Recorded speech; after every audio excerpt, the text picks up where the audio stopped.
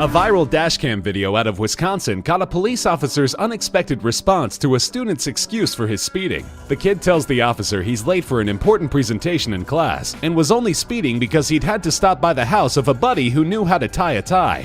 Unfortunately, as we can see, the buddy wasn't home, and the poor kid remains tieless. The officer takes the kid's tie and asks him to get together his license, insurance, and registration while tying it around his own neck. The officer counsels the student that one of his insurance cards is expired, then notices that the tie is too short. He'll have to do it again. The second attempt is a little long, but it'll have to do. He sends the student on his way with enough time to get to his presentation, and a newfound appreciation for police officers.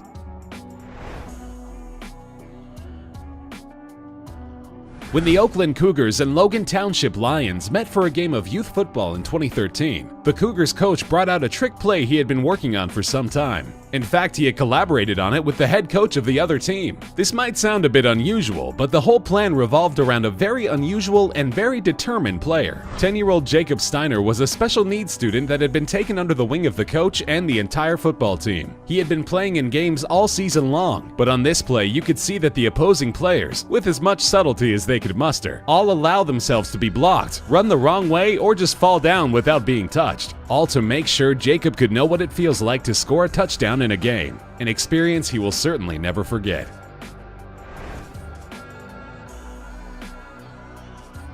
Greenville, South Carolina grocery store employee Brandon Rollins was going about a day like any other when he saw an opportunity to help. A frail, elderly customer half his size was making her way into the parking lot, and Brandon went out of his way to make sure she got where she was going safely. He took her by the hand and walked alongside her, not knowing that a customer was watching and shooting heartwarming video. Bo Graff posted his video to Facebook, where it quickly went viral and earned Brandon a spot on the local evening news. Bo told reporters that he had approached Brandon after witnessing his gesture of kindness to let him know how much it was appreciated, but that the kid had acted like it was simply no big deal, which, as Bo pointed out, is really the kind of attitude that the world needs to see. His Facebook post concluded, "This is what America should be, and hopefully this is the America of tomorrow."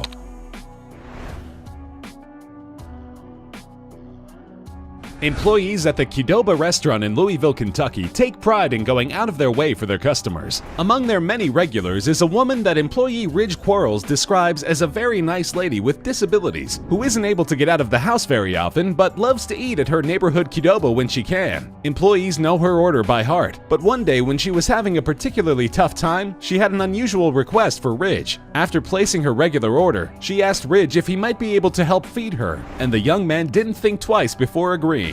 Several other customers noticed the exchange, and one shot some video, which he shared to social media. The big-hearted gesture brought local news to the friendly restaurant, but Ridge insists that he was only doing what anyone else would have done.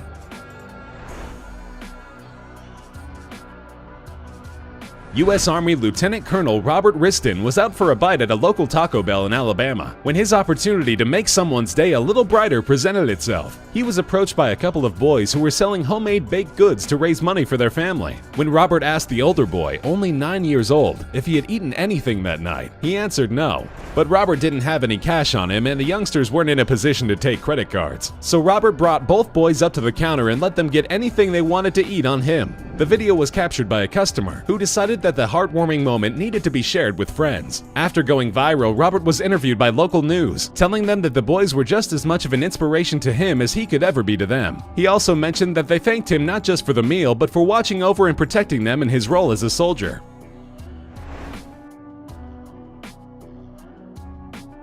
Los Lunas, New Mexico police officer Mark Gurule responded to a call in late 2015 of a man laying up against a rock in the middle of a parking lot with no shoes or socks. When he contacted the man, he found his soaking wet socks drying nearby and old shoes that were full of holes. Officer Gurule could have given the man a hard time for camping in a public place, but his body cam revealed that he chose a different course of action.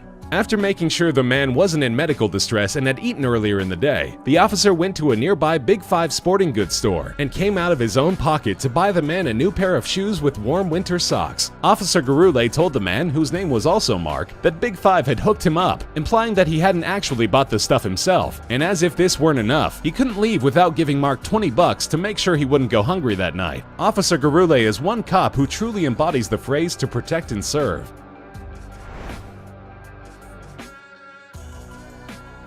In 2014, a man boarding a commuter train in Perth, Australia almost lived out every commuter's worst nightmare. As he was getting on board the busy train, he lingered a bit too long, and just as the doors were closing, he slipped, getting his leg caught in the gap between the train and the platform. Quick-thinking transit officials alerted the conductor, making sure the train stayed put, but were unsure how to go about freeing the man. Fortunately for him, the car was loaded with compassionate passengers. Once everybody was evacuated from the car, transit workers organized a group effort by the huge crowd. They piled up against the side of the car and pushed, slowly rocking the car back until the gap widened enough for the man to be freed. The extraordinary effort was caught by surveillance video. A transit spokesman said the occurrence was simply an accident and not the result of overcrowding, and praised the actions of transit staff and all of the passengers who saved the man from potentially serious injury.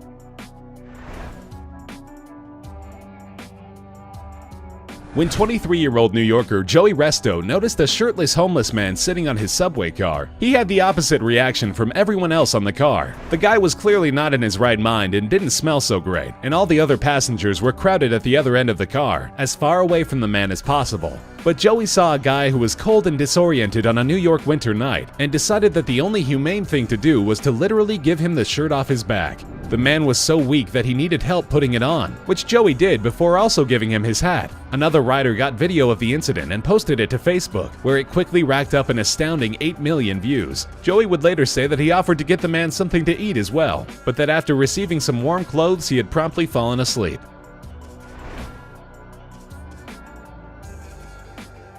Employees of a Vancouver, Washington donut shop could tell that something was wrong with one of their drive-thru customers one morning in early 2016. The unidentified woman was visibly upset, and when one young employee asked if he could help, the woman confided that she had lost her 37-year-old husband just the previous night. The 19-year-old employee, Pierce Dunn, asked the woman if he could pray with her, which she said would help. Amazingly, several other employees dropped what they were doing and leaned out the drive-thru window to participate in an impromptu prayer circle. Of the group, only Dunn explicitly identifies as Christian, with another young man later telling reporters that he isn't religious at all, but just wanted to try to help someone who was obviously in need. A customer in line at the drive-thru snapped this photo, which garnered millions of views on Facebook. The general manager of the Dutch Bros franchise commented that these are just the kind of people the company hires, and that her employees do things like this all the time. This unbelievably touching incident just happened to be caught on camera, and the kids involved say that they just hope the picture going viral doesn't cause the woman any trouble.